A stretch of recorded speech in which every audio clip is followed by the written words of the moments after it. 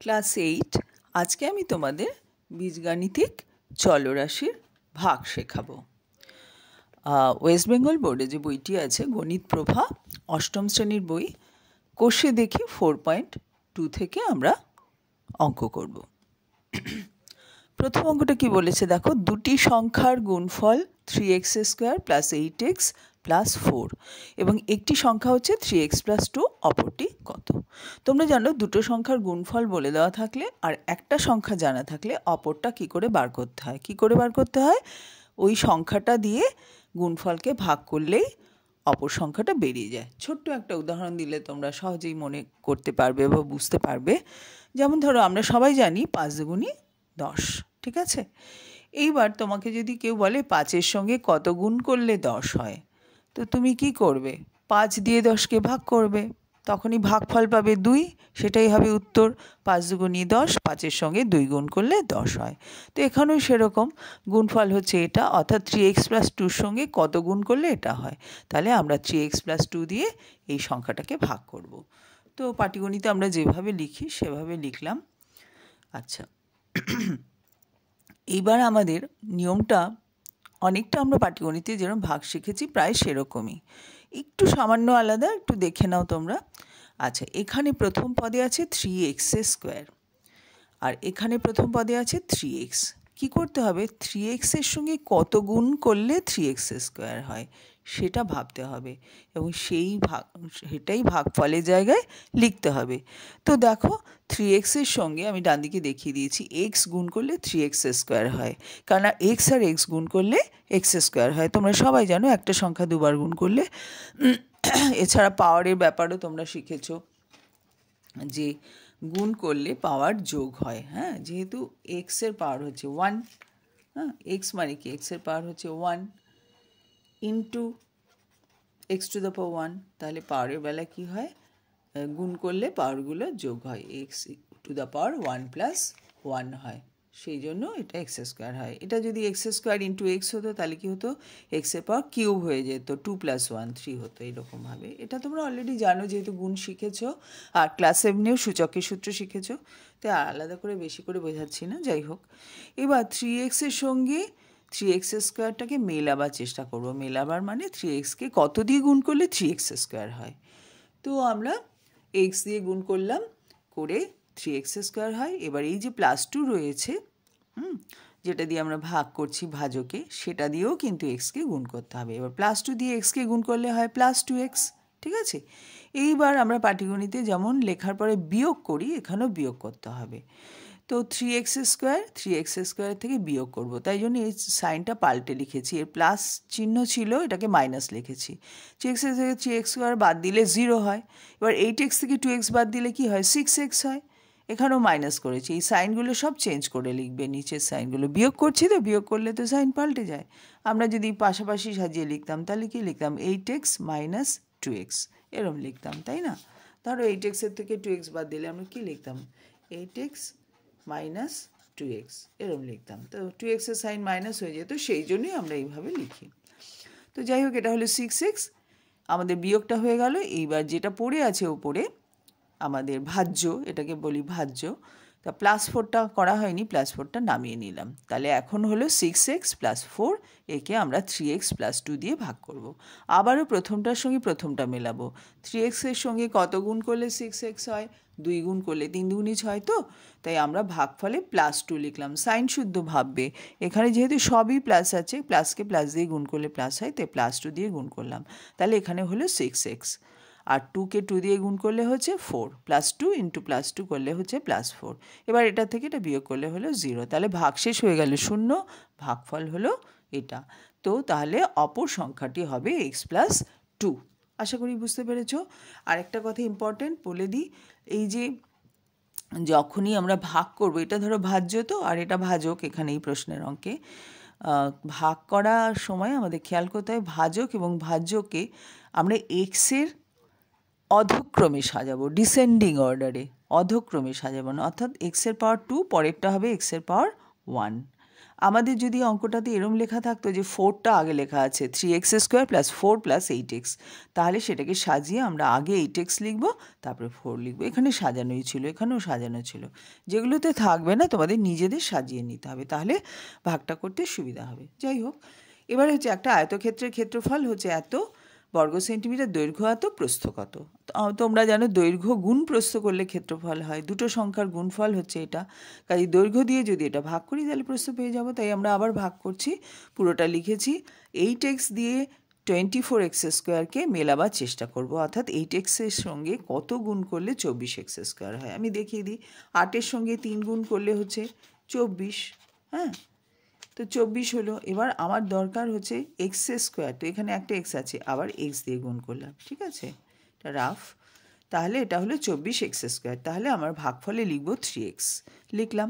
এবার -3y দিয়ে +3xকে গুণ করব বাকিটা। প্রথমটা দিয়ে তো 8xকে 3x দিয়ে গুণ করে এটা পেয়েছি, এবার -3y দিয়ে 3xকে গুণ করব। তাহলে কি পেলাম, মাইনাস আর প্লাস গুণ করলে হয় মাইনাস, সাইনটা আগে গুণ করতে হয়। এবার 3y আর 3x গুণ করলে কি হয়, 3 আর 3 গুণ করলে হয় 9, আর x আর y গুণ করলে হয় xy, তাহলে হলো -9xy, ঠিক আছে। এবার বিয়োগ করছি, সাইনগুলো সব চেঞ্জ করে দিলাম নিচেরগুলোর, যেটা বিয়োগ করছি। এটা থেকে এটা বিয়োগ করলে 0 হয়। 65 আর 9, এখানে আছে মাইনাস, এখানে আছে প্লাস, বিয়োগই করতে হবে। 65 থেকে 9 বাদ দিলে 56 হয়, কিন্তু যেটা বড় সংখ্যা মানে অ্যাবসলিউট ভ্যালু, যার পরম মানটা বেশি আছে, তার আগে মাইনাস চিহ্ন আছে, সেই জন্য এটা মাইনাস লিখতে হবে। অর্থাৎ ছোটোর থেকে তো বড়কে বাদ আমরা এমনিতে দিতে পারি না, কিন্তু বীজগণিতে আমরা বাদ দিয়ে সাইনটা দিই মাইনাস, ঠিক আছে। -65 তো 9 থেকে, +9 থেকে অনেক ছোট। তো যাই হোক, এই হলো। এবারে 21y স্কোয়ার নামিয়ে নিলাম, আবারও এই প্রথমটার সঙ্গে প্রথমটা মেলাবো। 8-এর সঙ্গে 7 গুণ করলে 7 8 56, আগে সংখ্যাটা মেলাবে, তারপরে বীজগণিতিক যে রয়েছে চলরাশিটা মেলাবে। এক্সের সঙ্গে কত গুণ করলে xy হয়, y গুণ করলে, তাহলে আমরা এখানে লিখলাম 7y -7y। সাইনটাও চিন্তা করবে, এখানে আছে প্লাস, এখানে আছে মাইনাস, প্লাসের সঙ্গে মাইনাস গুণ করলেই মাইনাস হয়, তাই জন্য -7y দিয়ে গুণ করলাম, করে যা হলো লিখলাম। এবার একই হয়ে গেছে, ভাগশেষ 0, তাহলে প্রস্থ হবে এইটা।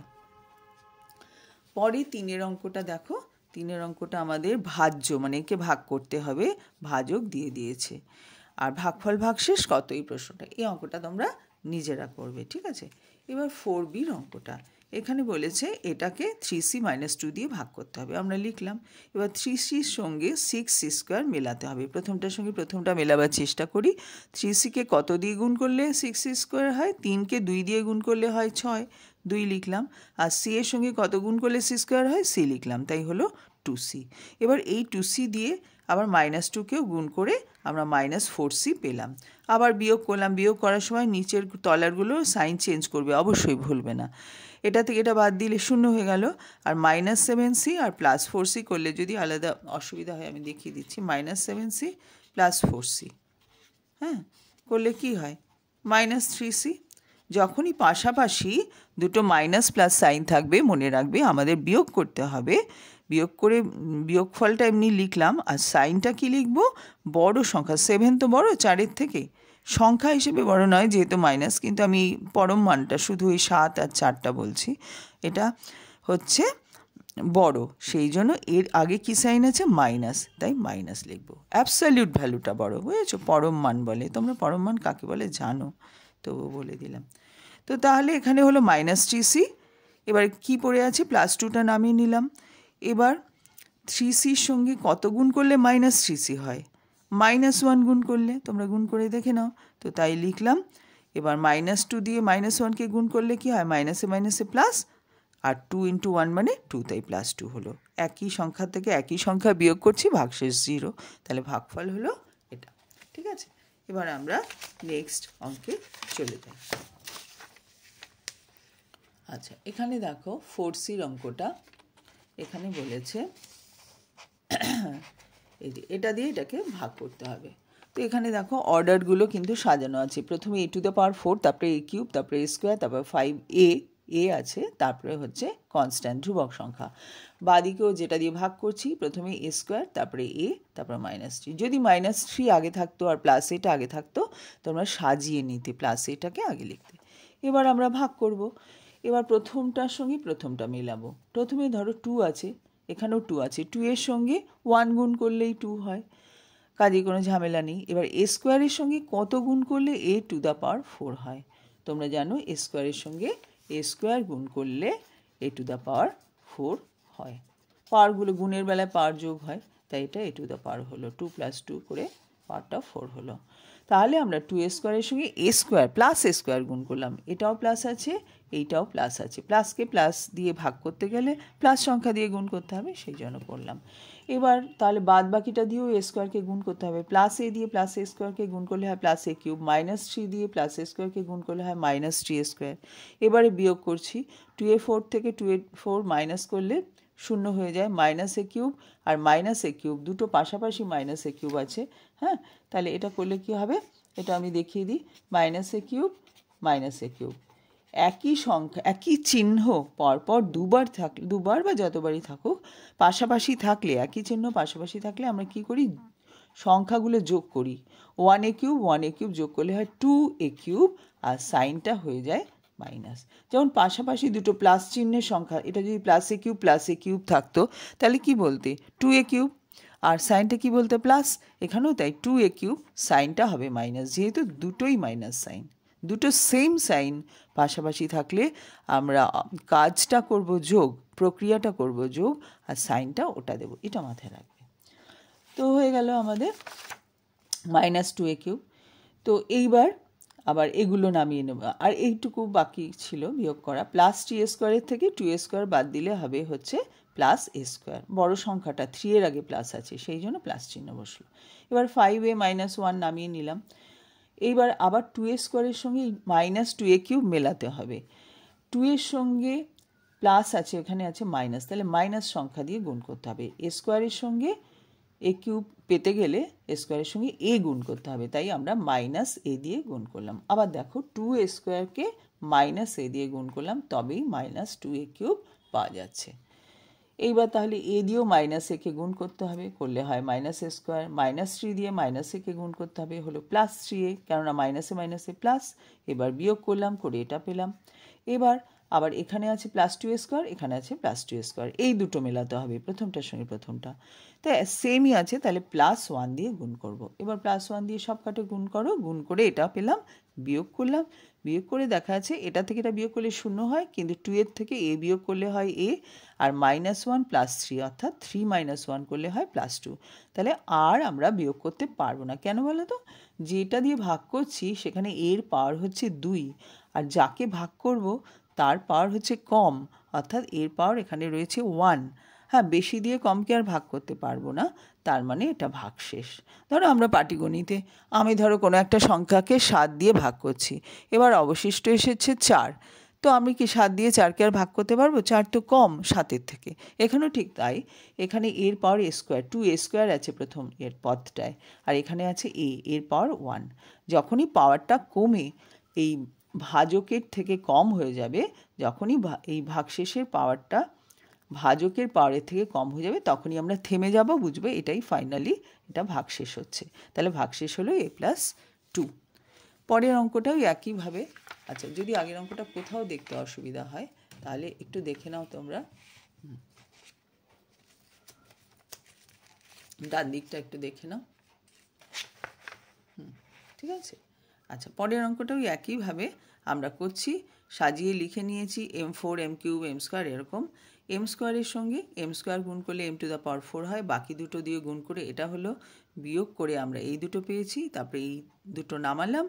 পরের বারে আবার -m³ আছে, এখানে m স্কোয়ার। m স্কোয়ারের সঙ্গে কত গুণ করলে -m³ হয়? -m গুণ করলে, প্লাসের সঙ্গে মাইনাস গুণ করলে তবেই মাইনাস হবে, কাজে চিহ্নটা আগে লিখে নিলাম মাইনাস। এবার m স্কোয়ারের সঙ্গে m গুণ করলে m³ হয়, কারণ 2 + 1। হ্যাঁ, 2 + 1 হচ্ছে, আমি এখানটা লিখলে দেখতে পাবে, হ্যাঁ, m² × -m। এটা করলে m এর পাওয়ার কি হচ্ছে 2 এখান থেকে, আর এর পাওয়ার 1 আছে, তো গুণের বেলায় পাওয়ার যোগ হয়, তাহলে এটা হলো m³, কিন্তু আর সাইনটা কি হবে মাইনাস, প্লাস আর মাইনাস গুণ করলে হয় মাইনাস। তাহলে m স্কোয়ারের সঙ্গে -m গুণ করলে -m³ হয়। ঠিক আছে, এটা রাফ লিখে দিই।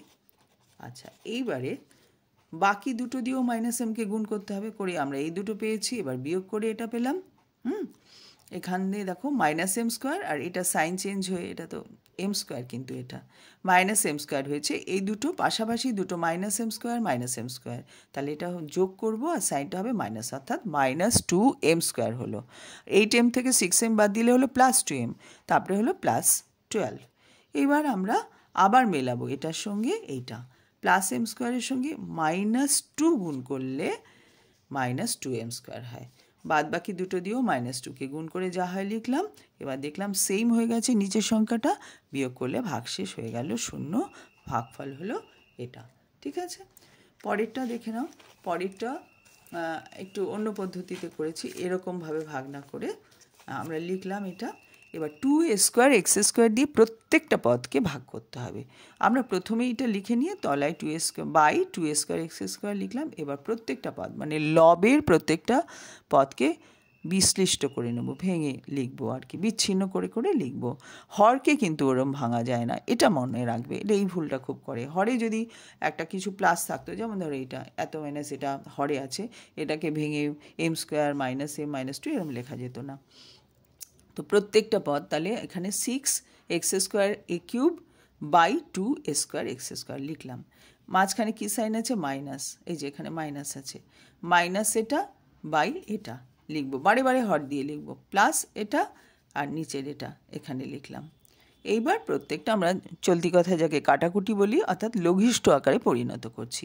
দেখো 2 দিয়ে 6কে কাটলে 3 হয়, x² কেটে গেল, কেটে যাওয়া মানে অ্যাকচুয়ালি এটা ভাগ করা, ভাগ করলে পাওয়ার 1, এই ভাগফল 1 আসে, তো ওই জন্য এটা x² দিয়ে x² ভাগ করলে 1 আসে। 1 আর আমরা লিখি না সাধারণত। a² দিয়ে a³ ভাগ করলে a হবে, কারণ a² আর a গুণ করলে a³ হয়। তাহলে ওপরে রইল হচ্ছে a, 6a ছিল, 6 আর 2টা তখন কাটিনি, পরের লাইনে কাটলাম। 6/2a ছিল, 2 দিয়ে 6কে কাটলাম, 3 হলো, তাহলে এটা হয়ে গেল 3a। এরকমভাবে পরেরটাও তাই। দেখো a² আর a² কেটে গেছে, x² দিয়ে x³ ভাগ করলে x হয়, তাই ওপরে x হলো, তাহলে 4x/2, এখানে 2 দিয়ে 4কে ভাগ করলে 2 হয়, তাহলে 2x হলো।